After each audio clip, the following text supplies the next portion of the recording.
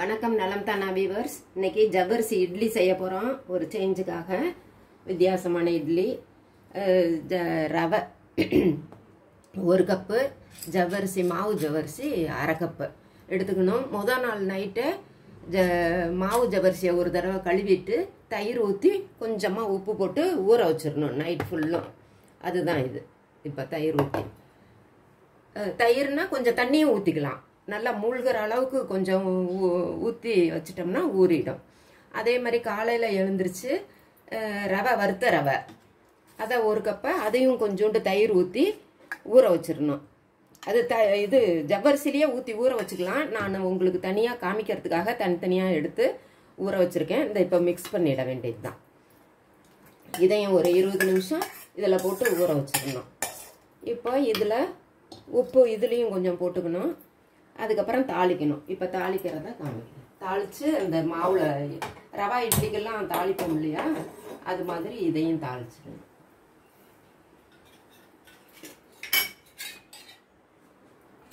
எண்ணெய் ஊற்றணும். 2 ஸ்பூன் நமக்கு வேணுங்கிற அளவுக்கு எண்ணெய் ஊற்றி காஞ்சதுக்கப்புறம் கடுகு, உளுத்தம்பருப்பு,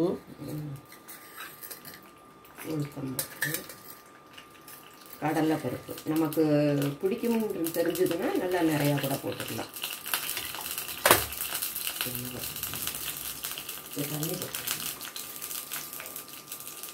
பெருங்காயம் போடணும். இஞ்சி கூட போடலாம். அரிஞ்சு வைக்க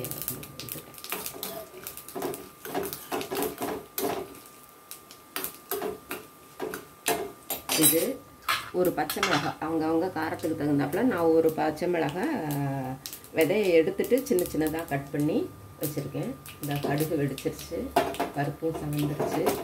இதை பச்சை மிளகாய், கருவேப்பிலையும் பொடியாக நறுக்கி வச்சுருக்கேன். இதையும் போட்டு வதக்கிடணும். வதக்கிட்டு பெருங்காயம்,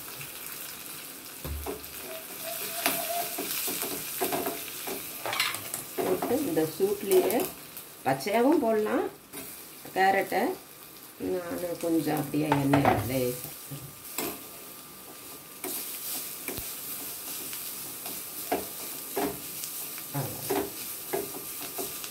இப்போ இதை இந்த மாவில் கொட்டிக்கணும்.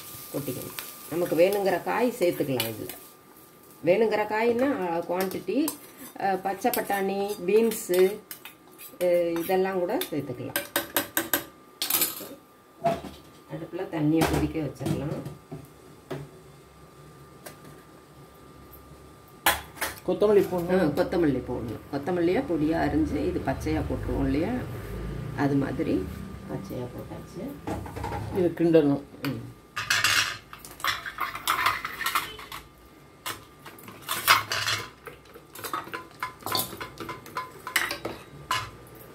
வேணும்னா நம்ம இட்லி மாவு கூட ஒரு கரண்டி சேர்த்துக்கலாம். இதில்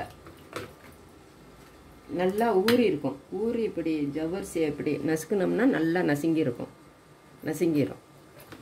முதல் நாள் நைட்டே ஊற வச்சிடும். பிரேக்ஃபாஸ்ட்டுக்கு செய்கிறோம்னா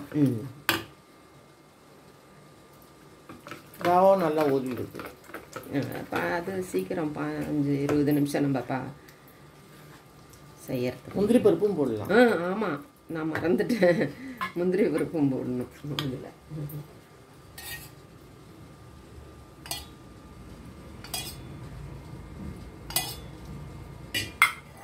தடவி விட்டுக்கிறோம். இட்லி சிலிக்கான் ப்ரஷ் எடுத்து தடவிக்கலாம். கையில் தடவை. தண்ணி கொதிச்சிருச்சு. ஓகே. ஆப்ப சோடா கூட ஒரு சிலர் போடுவாங்க. பிடிக்காதவங்க நல்லா புளிச்ச தயிரை இதில் ஊற்றிடணும். அது தயிர்லேயே ஊறி வைக்கிறதுனா ஊற வைக்கிறோம் இல்லையா முதல் நாள், அதனால் நல்லா புளிச்சும் இருக்கும் அதுவும். அதுக்கப்புறம் தயிர், ரவையும் புளிச்ச தயிரில் தான் நம்ம ஊற வைக்கிறோம். ஒரு 10 நிமிஷம் வேக வைக்கணும். நல்லா ரவையும் ஊறி இருக்கு, ஜவ்வரிசியும் நல்லா ஊறி இருக்கும்.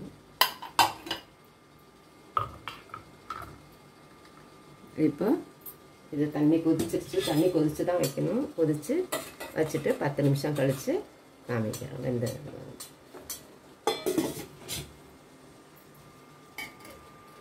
கொத்தமல்லி சட்னி பச்சையாக அரைப்போம் இல்லையா, அது மாதிரி அரைச்சி வச்சுருக்கேன்.